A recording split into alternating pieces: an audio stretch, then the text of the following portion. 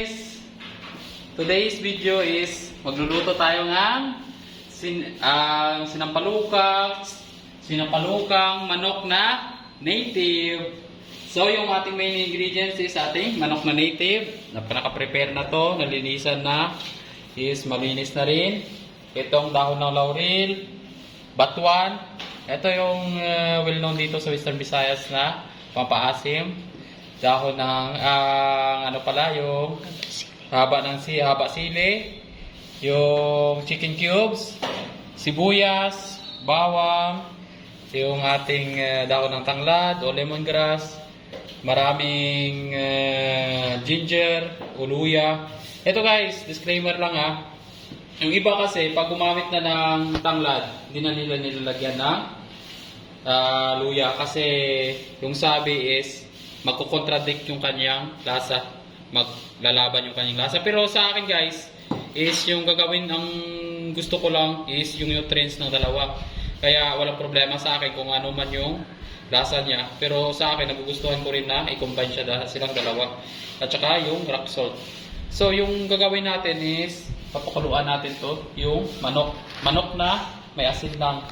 Bali, pag makulo na siya, bubuhos natin yung tubig. Kasi yung langsa ng manok is tatanggalin muna natin. Ayan siya guys. Ito, lalagay na natin dito sa kaldero nating malaki. Ayan. Ito. Tapos, lalagyan natin ng asin. Ayan, asin. Ayan na. Tapos, lalagyan ng tubig. At saka papakuluan. Ayan, lalagyan na natin ng tubig.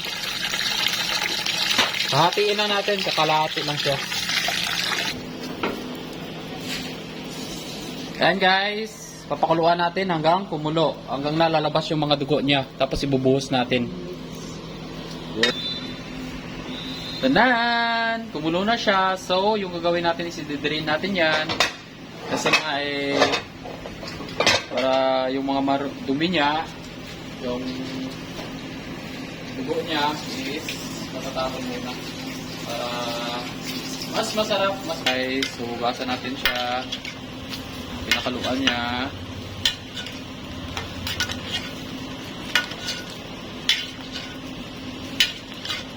Ganyan.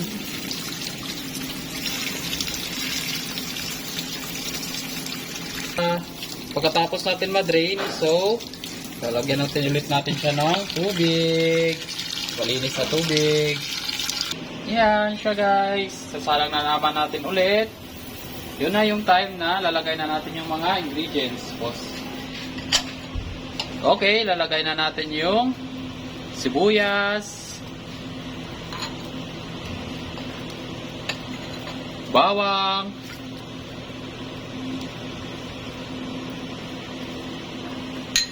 luya,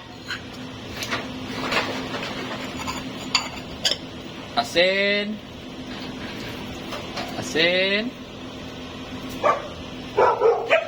itong ating napakalaking tanglad, dahon ng laurel, at saka isang nor. Pwede na yun, dalawahin nating nor. At saka ito, minsan sa iba is huli na to. Pero sa akin, tinuuna ko to para mangagat yung mamaya yung kanyang lasa. Mas manangagat, mas masarap. Yun siya guys. Ito guys, lalagay natin itong batuan is pag okay na yung manok, pag malambot na yung manok. Takpan na natin, pakuluan hanggang lumambot. Yun. Guys, after 2 hours, okay na yung kanyang, yun na, nagutay-gutay na. So, lalagyan na natin ng batuan. Ito siya guys, batuan. Asim. Takpan ulit. So, yan yung gusto namin, yung nagutay-gutay na. At ito na siya guys.